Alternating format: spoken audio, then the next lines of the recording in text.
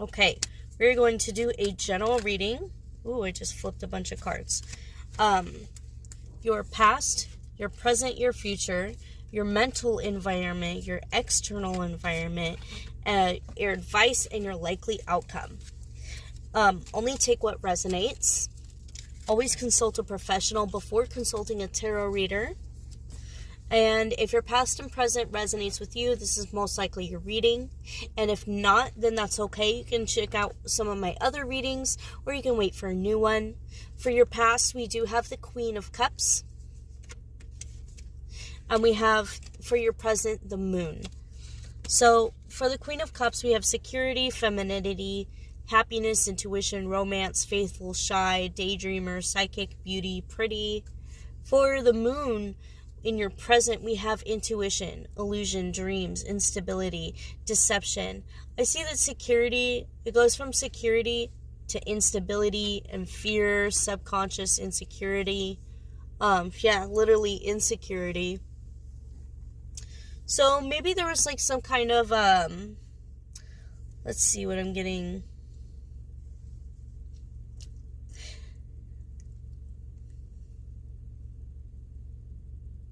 I'm getting a couple of different scenarios here.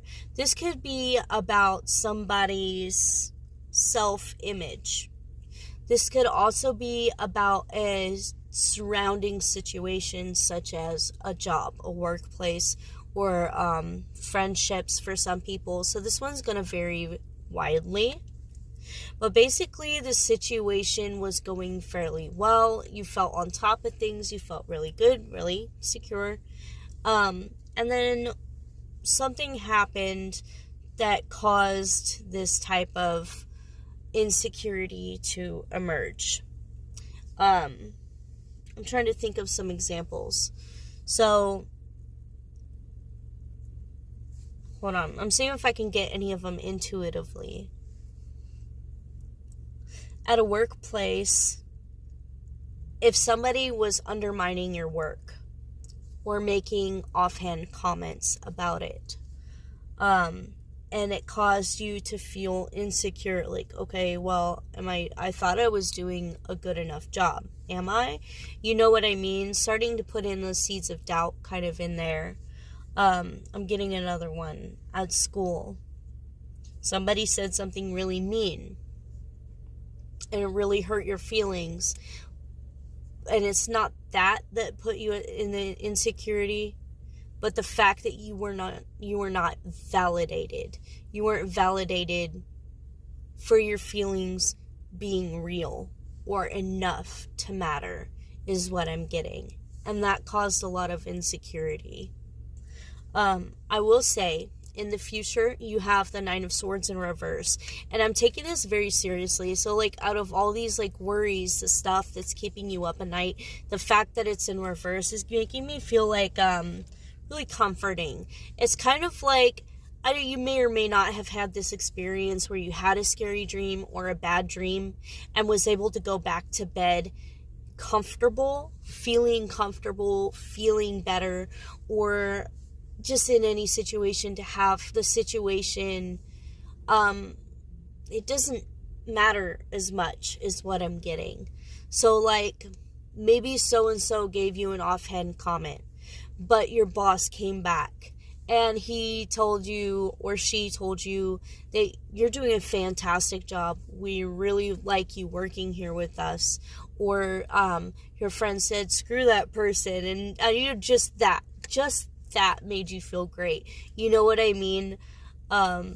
Something along the lines of you ending up feeling better, feeling more comfortable, going back to the previous state where you were happier and more comfortable in the situation. I keep saying comfortable a lot. I feel like that type of the comfort and the security is just very important to you. It can be a very happy, very healing thing that you may be seeking, may be desiring.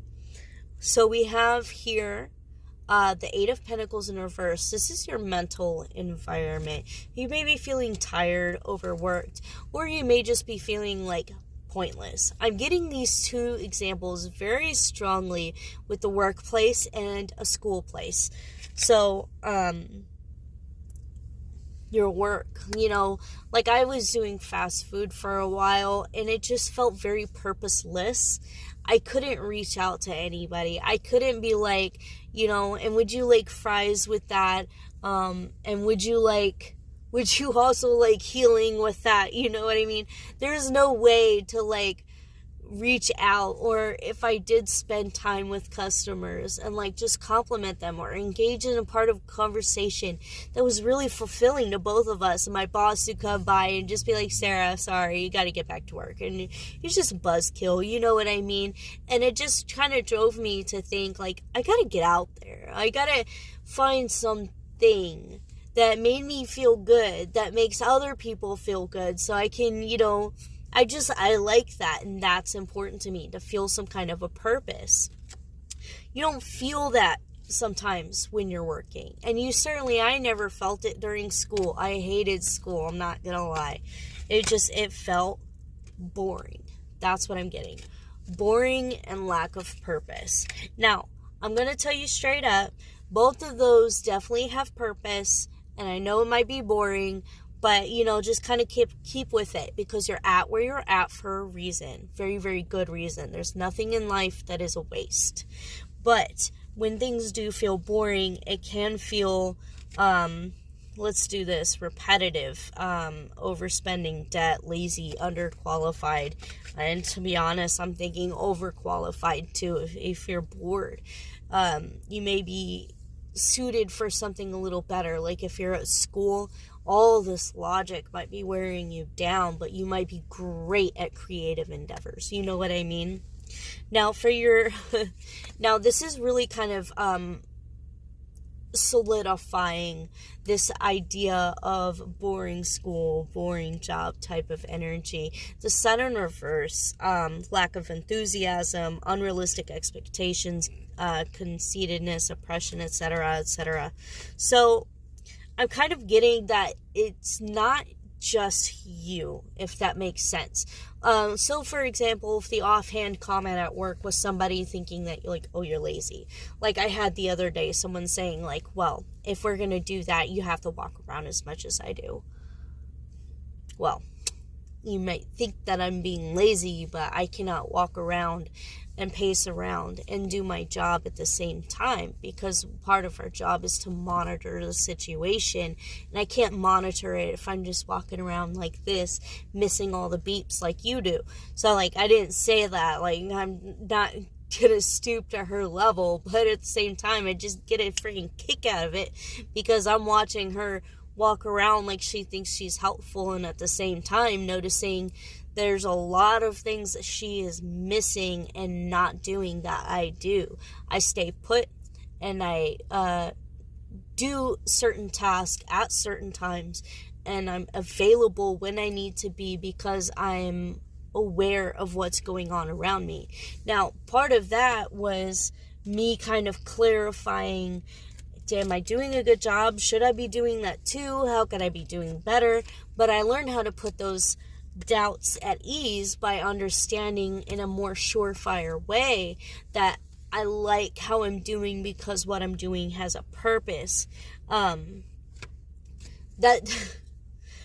That still goes to say there are some things about my job that I don't necessarily prefer, such as people walking around being all self-righteous. Now, you very well may have the same situations, teachers that don't give a crap, other kids that are just messing up your focus kind of thing.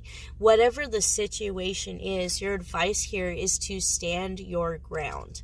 Re-solidify your beliefs, like if you find yourself doubting and self-wavering, then absolutely take the time to kind of iron in on what it is that you truly believe, because it's just a great opportunity to make yourself that much stronger. And because of this, you have the Wheel of Fortune in your likely outcome.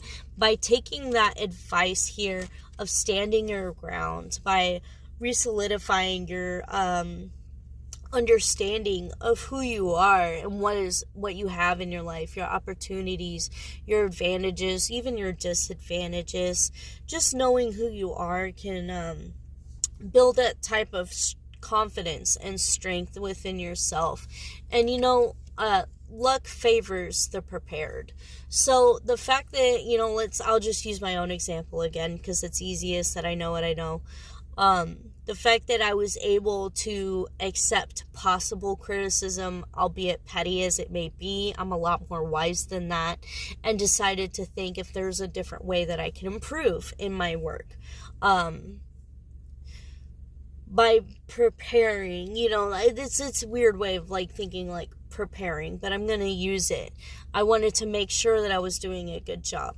And now I feel even better about what I do. Literally feel even better about what I do. I got a compliment from my boss. I asked if that was a specific requirement to walk around. He said no. There was one thing that I did tweak, but that was legit one thing. And I feel great about myself ever since. I feel like that's the wheel of fortune, because that type of feeling good about yourself does bring on more good karma in the future. And that more good karma, I don't know, they're working on their truck outside. There's literally sparks are flying. That's weird. Anyways, because it's the middle of the night. I kid you not, it's midnight and it's foggy outside. Anyways, I feel absolutely great about what I'm doing.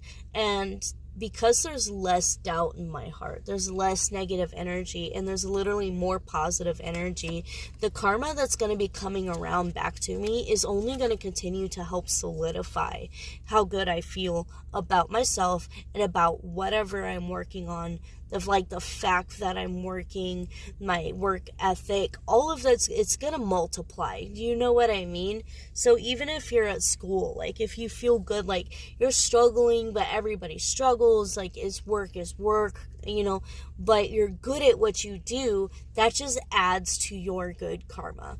So whatever happened was a speed bump, and used wisely, that speed bump is actually going to propel you a little bit further. So congratulations, you guys. I hope you gained some encouragement out of this reading. I certainly enjoyed it, and I will see you soon.